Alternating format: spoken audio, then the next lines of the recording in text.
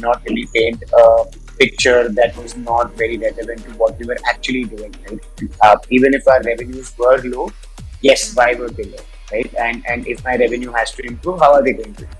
And what have been the candid feedback of consumers? So there was nothing sugar coated out there, and I think that's really what got all of these sharks infested.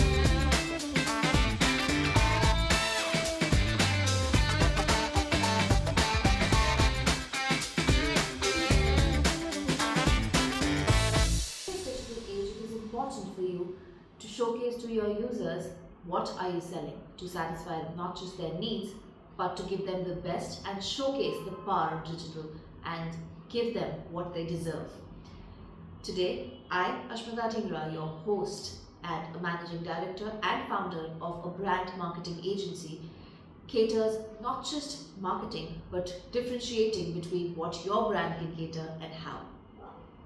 We had the privilege to talk to Mr. Mayank, the founder of Gud Gum, a Shoptag approved Gud Gum, which is a plastic free chewing gum. And here we are talking to him and giving him every insight possible when it comes to marketing. So, welcome to the Border Dolphins. Thanks, Mayank. The co-founder of Gud Gum, India's first plastic-free chewing gum. Mayank brings a lot of experience in terms of the F&B industry, as I believe, and he's involved in various ventures. So those ventures are typically from the F&B background, and Good Gum or Good Gum, apparently how you term it as, is a chewing gum that's revolutionary and it's first in the market where its sustainability is what we are talking about, and the buzzing word is plastic free. So, Mayank, welcome on board, and it is going to be a pleasure speaking to you and knowing more about the brand. So, welcome. Thank you, Ashmita. Thank you for the opportunity.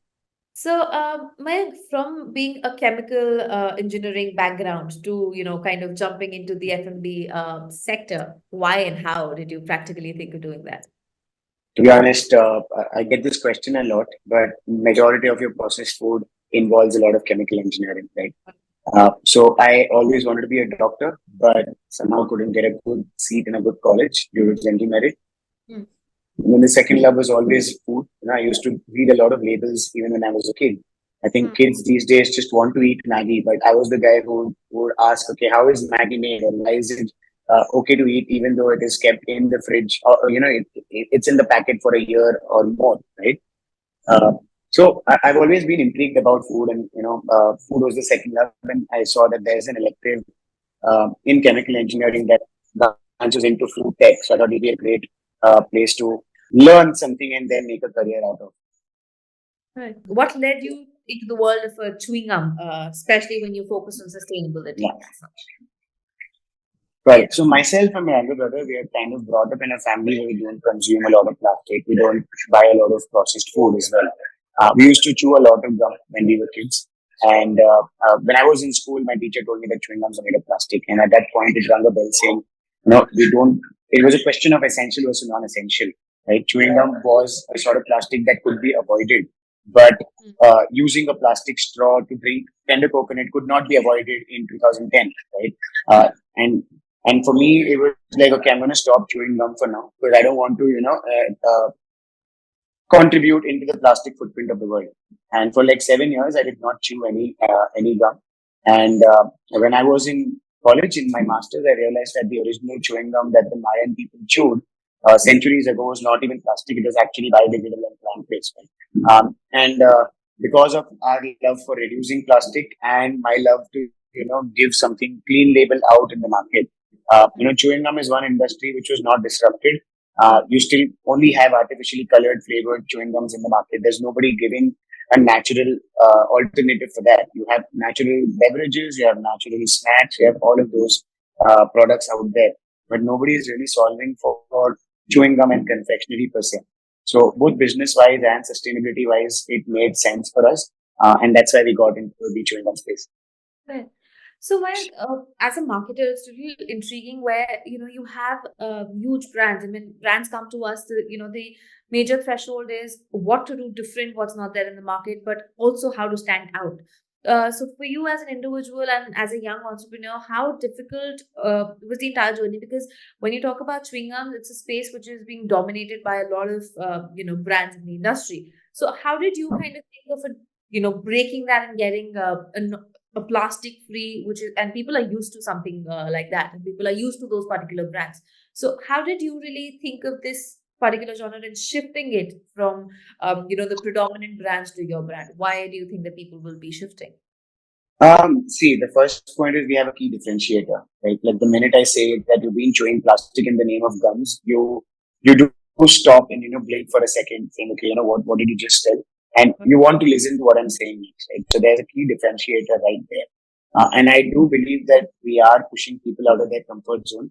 People have been chewing gums that are artificially flavored and sweetened, and to give them a natural alternative is a difficult task, to be honest. But I think our key differentiator is like right now, people are more woke about what they put into their mouth. They are woke about how much stress they are putting onto the earth, and our product ticks all the boxes there. Our packaging is sustainable. Our product is sustainable. Our product is 100% natural and good for your teeth. So yes, it is going to be a little difficult for us initially to get a lot of traction, but I think we are ahead of the curve. Everybody is moving towards sustainability. Right now could be probably the 5% top population of the country, but then the 95% is following, right? So, it's never too early to join the bandwagon. Right.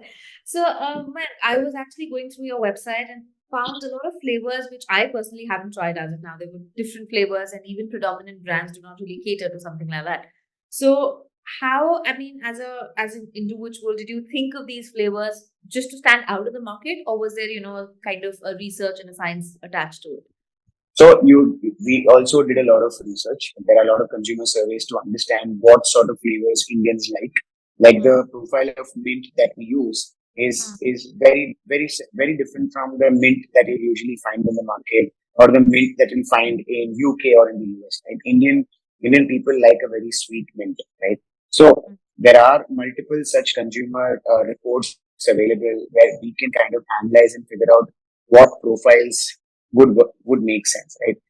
There's a lot of research. Like I have worked in companies before, Right. and just to boil down to a single mango flavored drink, we would research on 60 different mango variants, right? Mango flavored variants to understand what would really make more sense for the Indian population.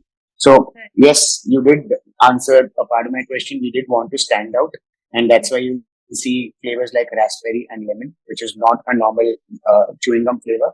And yes, we also wanted to be amongst the flavor preferences of the Indian consumer, right? So there are multiple chewing gums abroad, but you can never compare your chewing gum because we need to really Indianize our product. Indians like a blast of flavors, a burst of flavors. So our chewing gums are much more tart, much more fresh than any other counterpart or any such similar flavored chewing gums abroad. Hmm. So it's a combination of getting feedback from consumers, reading consumer surveys, and that's how we boil down to the flavor. Okay.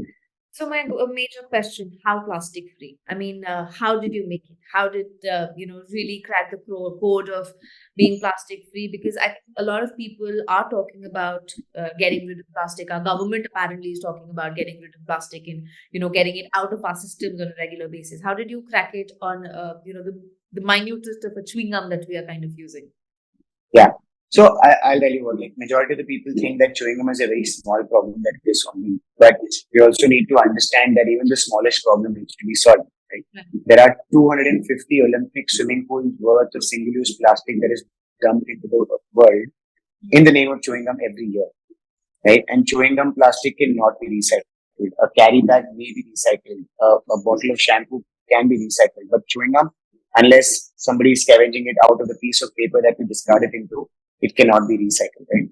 So we definitely, there was a gap for us to, fill. And how plastic free, like I mentioned, the original chewing gum that the Amazonian tribal people chewed millions of years ago, or not millions, thousands of years ago, was not even plastic. It was biodegradable. It was plant based, right? This is a plant sap that we use. We make cuts on a particular tree, and the milk that or the sap that flows out is what we use in the gum. So it was not like a eureka moment. There were certain materials being used historically and available, and that's what we just brought into it. Right. So our old science, apparently, science is what has got you to crack that. Great. So, Mayank, as an entrepreneur, typically being young in starting up your journey, you practically cracked four different entrepreneurs at the same time on Shark Tank as your biggest, I think, hit when it comes to cracking it up with four people. And that too from diverse backgrounds. How did you really do that? Did you strategize? Did you kind of script it down and put it down on, while you were doing it, or was it just all by heart and just giving out your product? I think it was not scripted at all. We went in with all honesty. We just knew about our product inside out, Right. right? I Right. think that's what really matters when founders know their product Mm. inside out. That really, brings a lot of trust in the investors' lens, right? So we were super honest with our approach. We were honest with our numbers. We did not really paint a picture that was not very relevant to what we were actually doing, right? Even if our revenues were low, yes, Mm. why were they low, right? And if my revenue has to improve, how are they going to improve? And what have been the candid feedback of consumers? So there was nothing sugar coated out there, and I think that's really what got all of these sharks interested. And Right. moreover, Anupam had tried the gums last Feb, and we had reached out to him asking whether he liked it or not, and he told us that it was terrible. Right? He told me the same question initially that you asked, that chewing gum is something that people usually get excited about, but Mm. now you're giving a chewing gum in a natural format. Now people have to compromise on the taste and the texture. So you're going to make people compromise on what they usually don't like, and that's a difficult problem to solve. Mm. And I said, feedback well appreciated. Now, how do I take that feedback and retrofit and improve my product? That's what we worked on. Mm. And that's when you can see on the episode that he clearly said that there's huge improvement in the product from where it was last Feb, and from him not liking the product to investing in the company, I think we've come along. Right, right, true. Yeah. So how did you practically think of a good gum as a name for your particular brand? I mean, it's kind of different, Indianized, but yet, when you kind of put your brand mind onto it, it is something that everybody will not really like. And so, how did you really Yeah. come up? So see, firstly, like good, it's actually good gum. It's like the word play on good. It's not Right, good, not the jaggery wala good. We right, have a lot of consumers actually ask us if your chewing gums are made of jaggery because we use good in it. right, But it's actually a wordplay on good. So we are the good amongst the bad. Right? It's a small, easy, catchy word. People can remember easily. And like if I were to name my product in orbit, I would have to do a lot more marketing for consumers to understand what orbit is, right? right. But in good gum, it clearly says that it is gum, right? Mm. And moreover, I am Marwadi, and in our mother tongue, good is actually gum, Oh, okay. like the gond, the gum sap that comes out of trees. It's called gond, and in colloquial language, we call it good, like Gud, good, and that's why it made sense. Like it sounded nice. And had an Indian note to it, so just went ahead with it. Perfect. So, Mike, what is the kind of marketing strategy do you have as as a founder of the organization? Because typically, when I see from an outside perspective, I see you going out loud when it comes to e-com sales. Yeah, But as consumers, if we look at it, we are more used to kind of buying from especially things like these are typically bought from retail stores, or while yeah, you're at the airport, pick up something like yeah, that. So, as I believe you're not still there in the retail outlets that people are consuming products. yeah. How do you really think that sticking yourself to just the e-com, kind of category is going to suffice overall, or you have some other plans as No, no. So yeah, I mean, it's clearly as per our plan that, right now our revenue is 50% online, 50% offline. well? The Okay. 50% offline revenue that comes from just about 120 stores that we are present in across metropolitan cities. So we Okay. are present in Delhi, we are in a few stores in Jaipur, Bombay, etc. But I do really believe that offline is the way to go. Hmm. And post Shark Tank, we've understood that, a product like chewing gum is better sold offline, right? Yeah. It's a small average order value product. And for me to set up a whole D2C supply system, it does not make sense for that average order value. So we are looking to really expand offline. So our strategy is going to be to educate consumers online so people can read and learn about the product online and then end up buying the product closer to closer to where they live. So we are really looking to go double down on quick com, be present on Blinkit, Zepto, Instamart. Then also, so our ideology as a founder, I look after business development. It's always been take the product closer to your consumer. Don't Right. take your product in random places and then try to find the consumer there, right? So all the stores that you see, yes, we are not present very widely offline, but that's really because offline is difficult to crack. It's very capital intensive. Supermarkets take a hefty listing fees, and those are one-time investments. And that's why we went to raise funds on Shark Tank as well. So the 120 stores that we are present in don't charge any listing fees. It's completely on margin basis. So it helps us grow profitably. If I were to start spending on these listing fees, I would put a detrimental impact on my profit margins, and I didn't want to do that. But now going forward, we want to downsize our online business, concentrate on educating consumers online, and sell the product offline. So airport convenience stores, petrol pump convenience stores, gyms, supermarkets, and quick com. These are going to be our main bets. Okay. All right. So, when it typically comes to chewing gums, I mean, it's very rare that you kind of see combos and packs being there, which I kind of noticed on your online store as well. So we were kind of selling boxes together of different flavors and selling packages. So it's very surprising because when you talk about India, you don't really see on your festivities or any occasions to kind of sell across or gifting somebody a chewing gum, right? So how did you really think that this is going to be something which is going to perform well? Because packaged boxes of gift boxes of chewing gums, is that something a to go thing for you also, or is it just that it's a trial kind of a mode that is happening? It's more of a trial mode that's happening. Okay.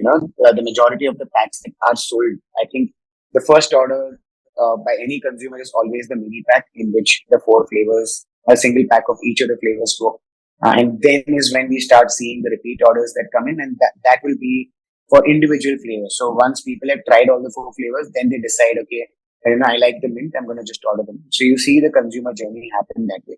Right. But I think chewing gums never worked out for us in any sort of gifting possibilities. Yes, it makes sense in wedding hampers, but not in any sort of corporate gifting or or festive gifting. So if you see our website, we don't really run any festive offers because a chewing gum is a product you really need any which ways. It's not that you only need it during the festival and I need to upsell the product. Um, Right. so yeah, I mean, our idea has majorly been online for us to get closer to consumers. If we are not present in a store near them, at least we can deliver to them. And the people who really want to buy online are the people who are going to stick around with you for a longer time, right? And through online sales, we've come across a lot of such consumers who go out of the way to just connect us to stores near them, which Hmm. shows that they want the product closer to their area, and they think that the product could really perform well. Hmm. So I think we obviously did not strategize initially that we should just go offline first. I believed in omni-channel, but now I've realized that my sales split should now be 80% offline and 20% online. Right. Okay. So, how do you really think that, when you're talking about advertising yourself, whether online or offline, I don't see you really active in terms of any social domains or any advertising coming, popping in on Google or a Facebook, etc., where, the younger generation, which is more chewing gum oriented kind of, eaters, are typically there. So I don't see that kind of a marketing happening for you. So any specific reasons, just because you're thinking of a shift to the offline domain is what you're not kind of branding on these online portals? Yeah. So Or we were advertising before Shark Tank, a good amount of money, probably around 70,000 to 80,000 rupees every month. Hmm. Uh, so yes, we were advertising, and this was across all platforms: Facebook, Instagram, Amazon, Google Ads, etc. But again, after Shark Tank, we're getting a lot of offline. We're getting a lot of organic, footprint on the website. So doesn't really make sense for us to go overboard and advertise more when there's already a lot of organic traffic flowing in.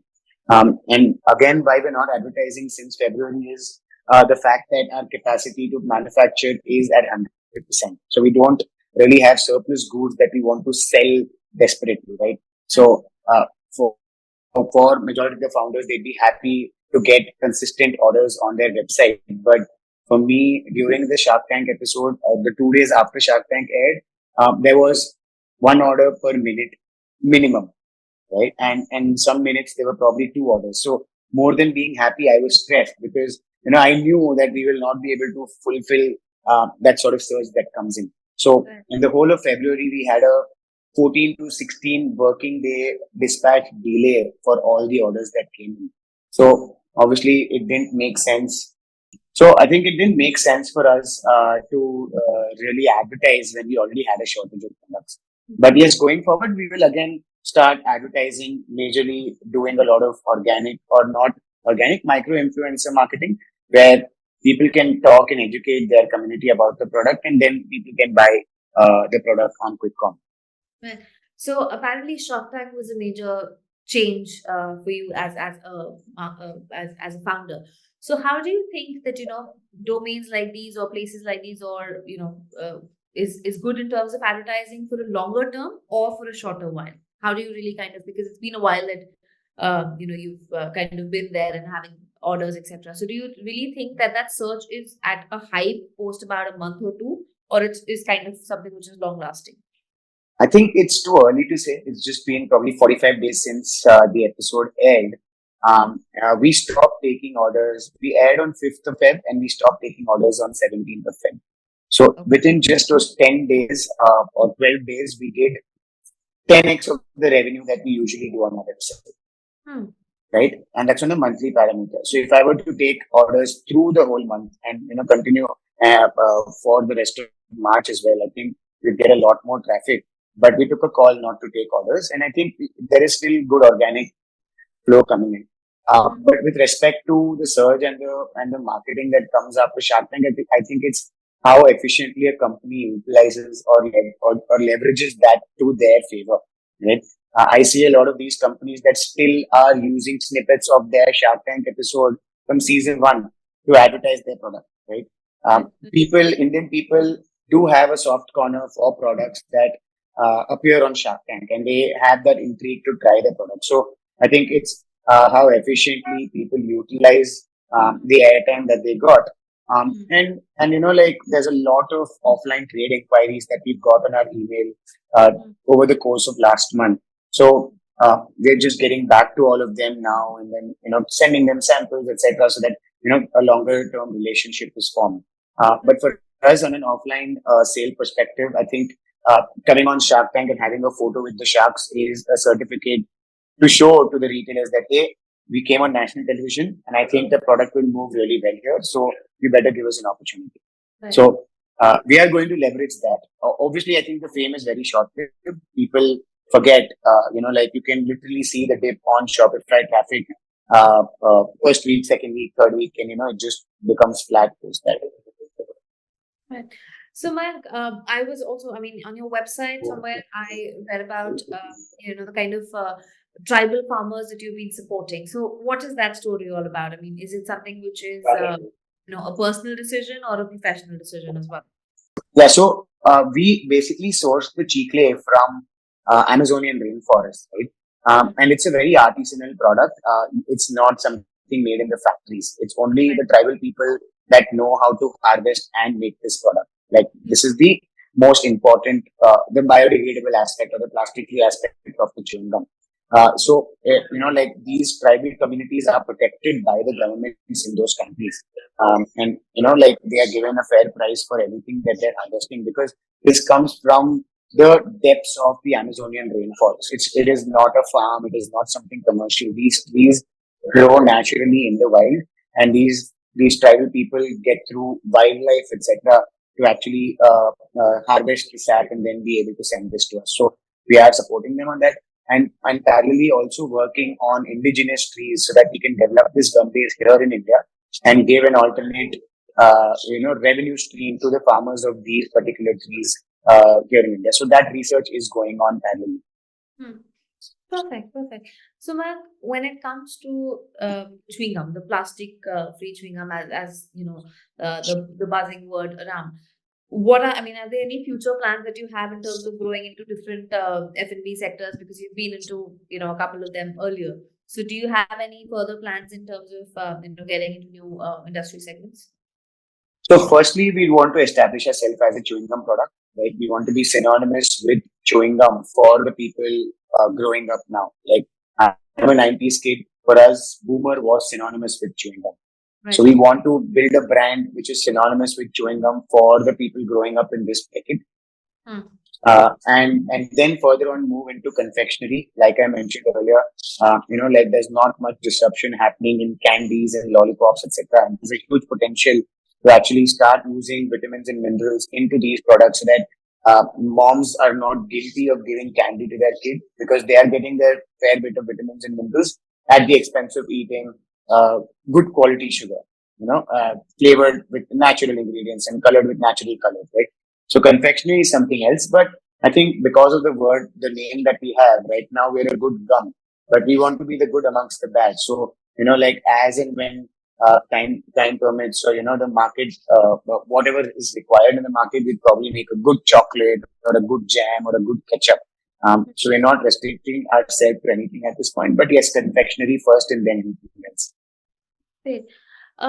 So Mayank, you being young in this industry and being a successful, I mean, getting into the stepping stones of success as an entrepreneur, what are the kind of challenges or problems you kind of faced personally or professionally in the duration of getting into these various kind of startups that you are with?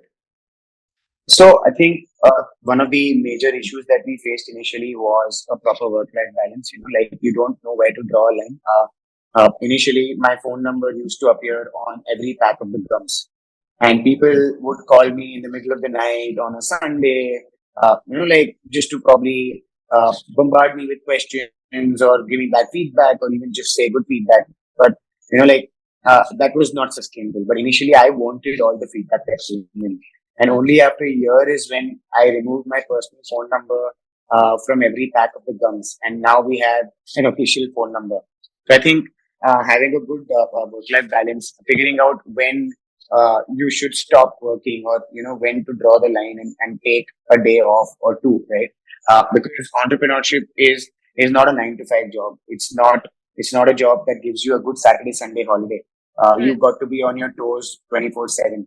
Right. So that was one challenge. And like with every product comes the challenge of, pushing people out of their comfort zone. If say, for example, Ashmita drinks Nescafe, if I have to sell brew to you, I have to go out of my way to Right. prove you that, okay, Nescafe is bad or Nescafe doesn't taste as great as brew. So, Right. and for us, it's even more difficult because our chewing gums are radically more expensive than the existing chewing gums. They don't taste as great as the existing chewing gums. So just like educating consumers is a serious task. But I think when we really talk to them and when we convert them into a sale, Hmm. that's very, very fulfilling. And another issue I can say, I think I'm just enlisting all that come on to my mind is setting up a factory and a team. That everything is manufactured in-house.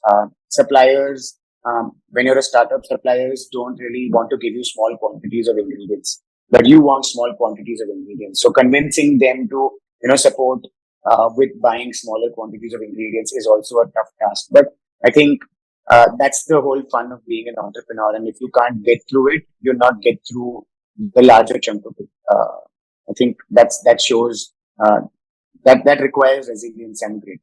Right. So, Mark, somewhere you mentioned in terms of teams. So, how are you kind of dividing it? Because this is a sector which is huge, as well as when you're saying there are orders, there is packaging, there is digital happening, there is a number of funnels which are open.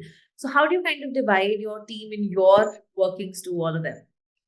So I think we've been very frugal with the team that we've had for a good amount of time. Until Shark Tank, it was a eight people production plus packaging team, and three people who sit in the office who run the business, who run the digital, who run the ads, who basically do everything, right?